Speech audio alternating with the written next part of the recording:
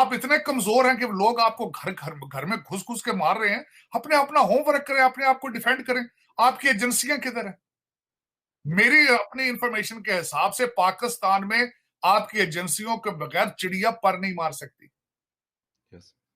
तो आप कह देते हैं कि राह आपके घुसी भी है, वो आपकी मर्जी से घुसी होगी अगर घुसी है तो। सर एक तो इस वक्त जो प्रॉब्लम्स चल रही हैं, China versus India, Pakistan versus Afghanistan, थोड़ा सा समराइज करना चाहूंगा सर, आपकी एनालिसिस चाहूंगा इस पे कि सबसे पहले तो चाइना इंडिया, ये क्या हो रहा है? डिस्प्यूट बढ़ रहा है या ये क्लोज हो जाएगा? ठीक है, पहले भी हुआ था 2020 में गलवान में, अब भी हुआ है, मैटर सेटल डाउन हो जाएगा? 12 देशों के साथ अपना बॉर्डर जो डिस्प्यूट है रिजॉल्व कर लिया है।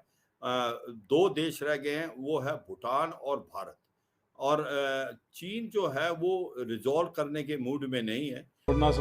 हाँ बिल्कुल, देखो फकर, ये सच्चाई है कि चीन के जो बॉर्डर कनेक्शन जो है 14 देशों से है, मगर उसने पाकिस्तान के लाहौर में एक इलाका पड़ता है जौहर टाउन, जहाँ पे आज से कुछ साल पहले एक आतंकवादी किस्म की गतिविधि पाई गई थी, आतंकवादी हमला वहाँ पे हुआ था, ऐसा कुछ पाकिस्तानी सरकार का कहना है।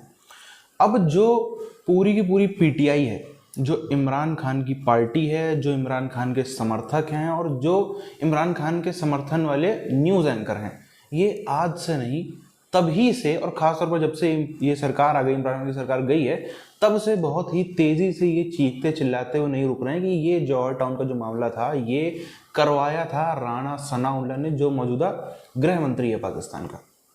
अब पूरा का पूरा आप समझ लो 80% पाकिस्तानी जनता, सबसे बड़ी पॉलिटिकल पार्टी और सबसे ज़्यादा पॉपुलर जर्नलिस्ट जो हैं वो कह रहे हैं ये कराया है यहाँ के पाकिस्तान के गृह मंत्री ने। मुश्किल से 20% आबादी भी जिस पार्टी के साथ में नहीं खड़ी है, वो जो मौजूदा सरकार में तो है, वो लोग कह रहे हैं, और उनके विदेश मंत्री हिना रब्बानी, बिलावल भुट्टो, इनका भी यही मानना है कि ये रॉ ने करवाया है।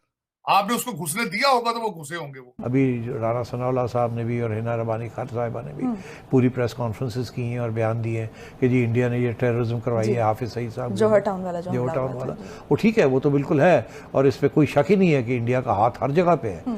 मैं समझता हूँ तालिबान को भी, अफगानिस्तान के जो टीटीपी है उनको भी इंडिया उनकी हेल्प कर रहा है। हम यहाँ पे सारा टाइम जो है वो दहशतगर्दी भारत की तरफ से देख भी रहे हैं, वो यहाँ पे पैसे भी लगा रहे हैं, इंटरनल वो नेटवर्क को प्रमोट।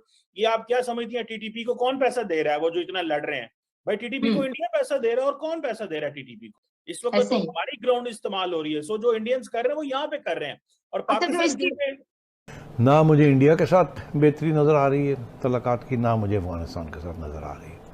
उसकी वजह यह है कि हमारी सारी नेशनल सिक्योरिटी पॉलिसी जो है ना, वो काफ़ी अरसे से मिसप्लेस्ड है, वो ठीक नहीं है।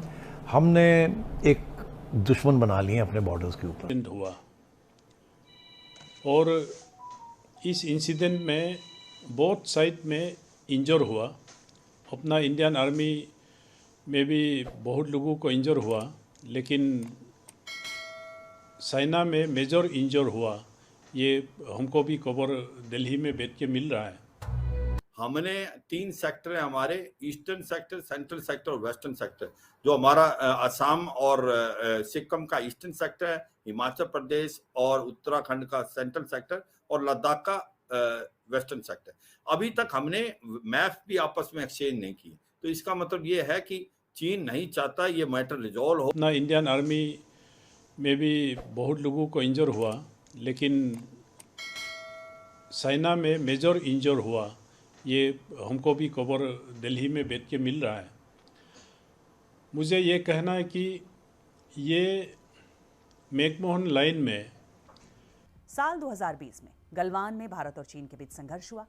इसके बाद चीन ने पूर्वी लद्दाख की पैंगोंग त्सो झील में अपनी गश्ती नौका की तैनाती बढ़ाई। ये इलाका लद्दाख में वास्तविक नियंत्रण रेखा यानी कि एलएसी के पास है। अब ये समझने की कोशिश करते हैं कि एलएसी क्या है और वहां हो रहे इस तनाव के कारण क्या है। और हम उसके वेस्टर्न हाईवे जो सिंगजांग से लासा जाता उसको भी कर सकते हैं। तो मुझे लगता है कि ये जो घबराहट उसको भी है, इसीलिए वो 3 डिवीजन लेके 2020 के मई में आया था। मगर ये भी सच्चाई है, भारत ने 1 महीने के अंदर ही मेरे जी में डिप्लॉयमेंट की, और भारत ने बहुत प्रेशर डाला। कैलाश रेंज को हमने ऑक्यूपाई किया 29-30 अगस्त को। तवांग जो है वो एक रिलीजियस पॉलिटिकली बहुत सेंसिटिव है और वो चीन उसका इस्तेमाल करना चाहेगा। और जो यांगसे पोस्ट है वो 17,000 फीट पे है और वो डोमिनेट करती है जो चीन के 8 किलोमीटर के इलाके में, जिसको नोकदो बाउल बोलते हैं, जो बुमला पास है उससे 9 किलोमीटर चीन की तरफ। और ये बार बार इंसिडेंट होना इंडिया और चाइना का रिश्ता के लिए भी खराब है और साथ में I personally condemn the act of PLA ने जो काम किया ये बहुत गलत है। इसी को लेकर विवाद होता रहा है और कई बार दोनों देशों के सैनिक आमने सामने आ जाते हैं।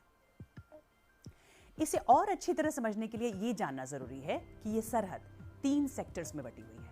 पश्चिमी सेक्टर यानी जम्मू कश्मीर, मिडिल सेक्टर यानी हिमाचल प्रदेश और उत्तराखंड, और पूर्वी सेक्टर यानी सिक्किम और अरुणाचल प्रदेश, जो कि उसको बहुत घबराहट होगी।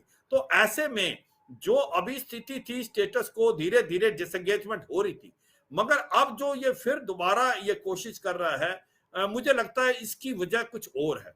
उसकी वजह यह है कि आज चीन के अंदर इकोनॉमिक कंडीशन बहुत खराब है। उसकी इकोनॉमी का जो जीडीपी है 3.2 है। तो सच्चाई यह है कि वो इसको यांगसे में ये सोचा कि सर्दियां आ गई हैं, हो सकता है इंडियन आर्मी थिन आउट होगी हो, और इसका फायदा उठा के उन्होंने 300 के करीब की जो स्ट्रेंथ से लेके आने की कोशिश की, मगर हमारे जवानों को चुकन्ने थे। हमें पता था, हमारा इंटेलिजेंस अभी बहुत पुख्ता है। दोनों देशों के बीच तनाव की वजह है 3,440 किलोमीटर लंबी सीमा, जिसे वास्तविक नियंत्रण रेखा या लाइन ऑफ एक्चुअल कंट्रोल कहते हैं, जिसे लेकर दोनों देशों के अपने अपने दावे हैं। ये सीमा जम्मू कश्मीर, हिमाचल प्रदेश, उत्तराखंड, सिक्किम और अरुणाचल प्रदेश से होकर गुजरती है।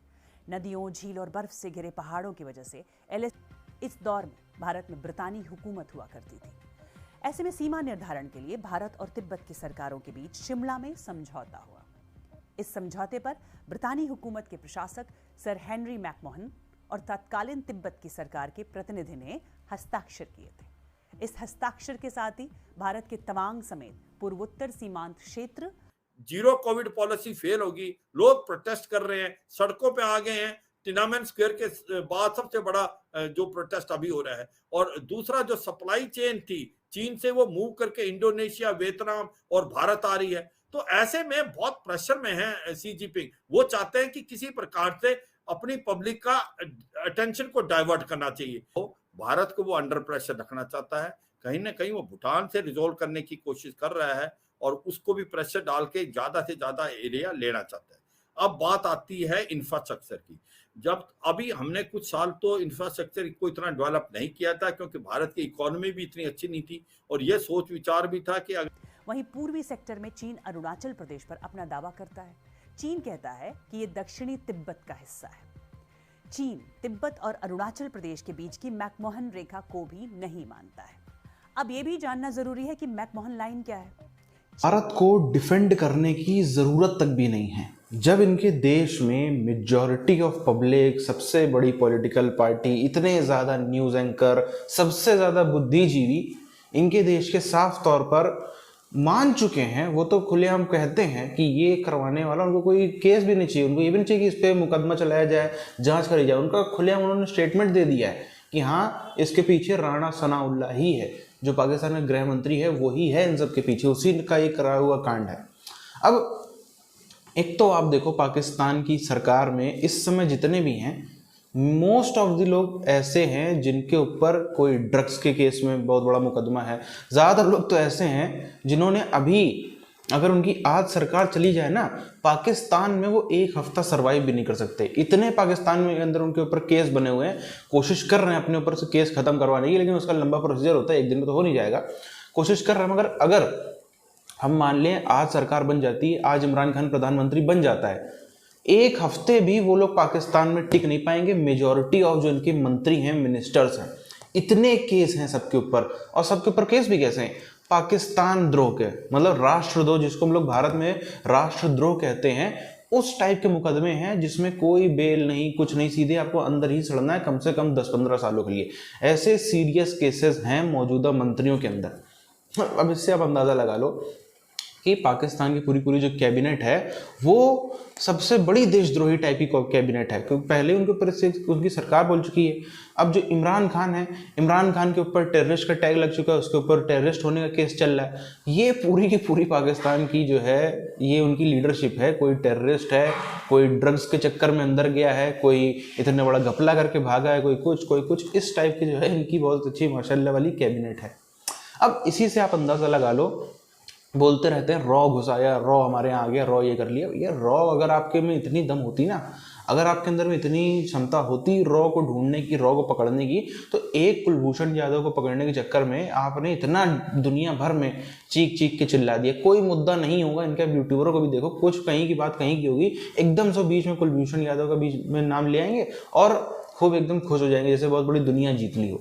वो भी वापस आएंगे, कुलभूषण यादव जी बहुत जल्दी वापस आएंगे भारत, पूरा भरोसा है, उसके ऊपर काम चल भी रहे हैं। मगर अगर इसके तरीके 2, 4, 10, 20 पकड़ लिए होते ना रॉ वाले, तो ये छाती पीट के पूरी दुनिया में चिल्ला के बता रहे थे, देखो हमने भारत का नेटवर्क एक्सपोज कर दिया। एक भी नाम भी क्यों हिम्मत नहीं होती कि सामने लेकर के आए कि हाँ हमने इस व्यक्ति को पकड़ा, क्योंकि पकड़ ही नहीं पाते। अरे इनके यहाँ पे ये अपने आतंक जो पाकिस्तान के अंदर बैठ करके पाकिस्तान में बॉम्ब ब्लास्ट करते हैं, BLA जैसे लोग ग्रुप, BLF जैसे ग्रुप, TTP जैसे ग्रुप पाकिस्तान के अंदर बैठे हैं। वो तो कहीं 7 समुद्र पार या बॉर्डर के पार नहीं बैठे हैं, उनको आप पकड़ नहीं पा रहे हो और भारत के लोग पकड़ने की आप बातें करते हो।